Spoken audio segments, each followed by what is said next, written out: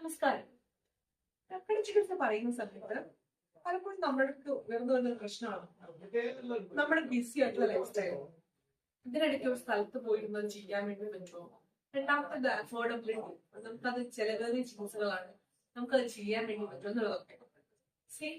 നമുക്ക് ചെയ്യാൻ വേണ്ടി, അതായത് അത്ര ഗുണമായിട്ടുള്ള കാര്യം നമുക്ക് ചെയ്യാൻ വേണ്ടി പറ്റും. സ്നേഹസാരമായ പുരുഷ സ്നേഹ സാധ്യാഷ്ട. നമ്മുടെ ശരീരം ഉണ്ടാക്കിയിരിക്കുന്നത് സ്നിഗ്ധമായ വസ്തുക്കൾ കൊണ്ടാണെന്നും സ്നിഗ്ധമായ വസ്തുക്കൾ കൊണ്ട് നമ്മുടെ ശരീരത്തിന് വെൽബീങ് നമുക്ക് കണ്ടിന്യൂ ചെയ്യാൻ വേണ്ടി പറ്റുന്നു. നമുക്ക് ഒന്നും ചെയ്യാൻ പറ്റില്ല, നമുക്ക് ടൈം ഇല്ല, നമുക്ക് അഫോർഡബിലിറ്റി ഇല്ല. ഇങ്ങനെയൊക്കെ ആണെങ്കിലും വീട്ടിൽ തന്നെ നമുക്ക് കർക്കിടക മാസം അല്ലെങ്കിൽ ഈ മൺസൂൺ തെറാപ്പീസ് നമ്മൾ ഇരിക്കണം. ഇതെങ്ങനെയാന്ന് പറ്റും?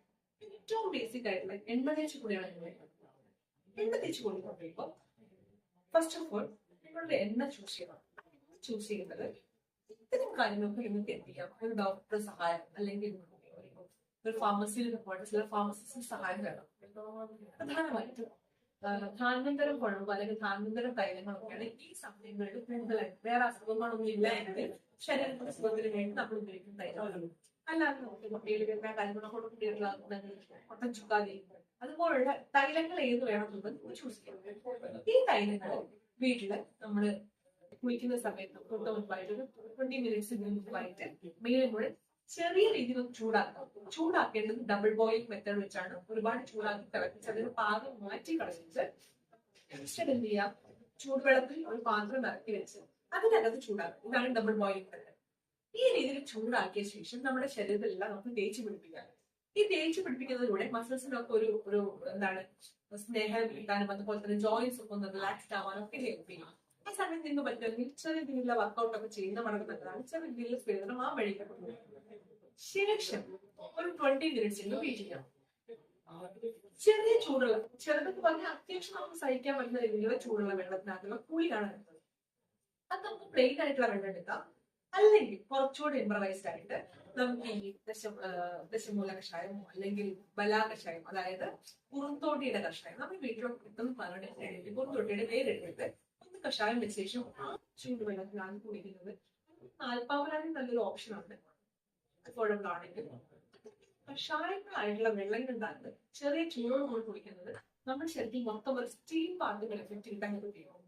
ഇത്രയാണ് നമുക്ക് വീട്ടിൽ ചെയ്യാൻ പറ്റുന്നത്, ദേഹത്തിന് വേണ്ടി നമുക്ക് ചെയ്യാൻ പറ്റുന്ന കാര്യം.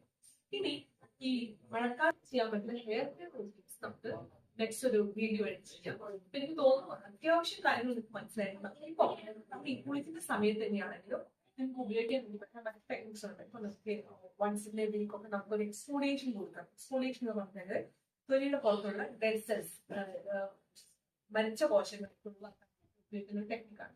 ഈ എക്സ്ഫോളിയേഷന് വേണ്ടി നിങ്ങൾ പലതരത്തിലുള്ള എന്താ ഫോർ എക്സാമ്പിൾ പറയുകയാണെങ്കിൽ ഒരുപാട് ഡ്രൈ ഉള്ള സ്കിന്നൊക്കെ ആണെങ്കിൽ കടലമാവ്, തൈര് പോലുള്ള ഇതിന്റെ മിക്സ്, അല്ലെങ്കിൽ കടലമാവ് അതുപോലെ പാല്, ഇതിന്റെ ഒരു മിക്സ് ഇതൊക്കെ ഉപയോഗിച്ച് കൊടുക്കുമ്പോൾ ഹെൽപ്പ് ചെയ്യും.